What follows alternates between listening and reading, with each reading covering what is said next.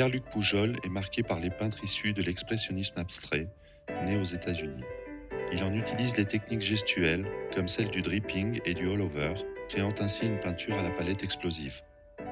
Tout récemment, il a proposé, sur les traces de Claude Monet, un voyage à Giverny, revisitant des sujets chers au maître de l'impressionnisme.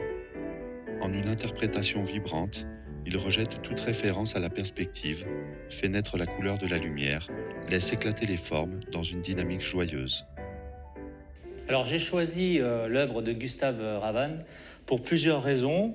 Tout d'abord par sa composition picturale, puisque on a une œuvre qui est composée de 3 masses colorées, bleues. On a un premier bandeau, un bandeau transversal dans les bleus cyan, une deuxième bande qui est représentée par la mer dans un bleu un peu plus soutenu, marine, et puis la troisième bande verticale qui est composée de la plage et qui est plus dans des tons de bleu, violine, voilà.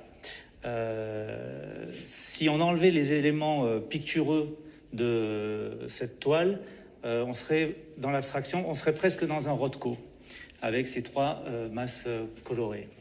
Alors, au-delà de la composition picturale, j'ai choisi cette œuvre parce qu'il s'y dégage une ambiance particulière, presque contradictoire, entre l'univers prégnant de cette humidité qui transpire de cette œuvre.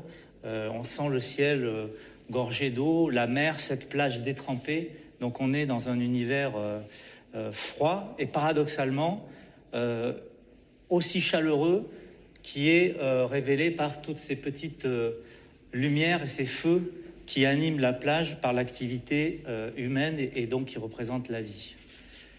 On a d'ailleurs les 4 éléments représentés sur cette œuvre, puisqu'on a l'air qui est matérialisé par le ciel, on a l'eau avec la mer, on a la terre avec la plage et on a le feu avec ces petites lumières. Enfin, j'aime beaucoup cette toile parce qu'elle interpelle, elle questionne, elle est énigmatique pour moi, ne serait-ce que dans son titre, puisqu'on nous dit que c'est un appareillage au couchant ou à l'aube, on ne sait pas trop, on ne sait pas si ces marins vont prendre la mer ou s'ils reviennent d'une longue pêche.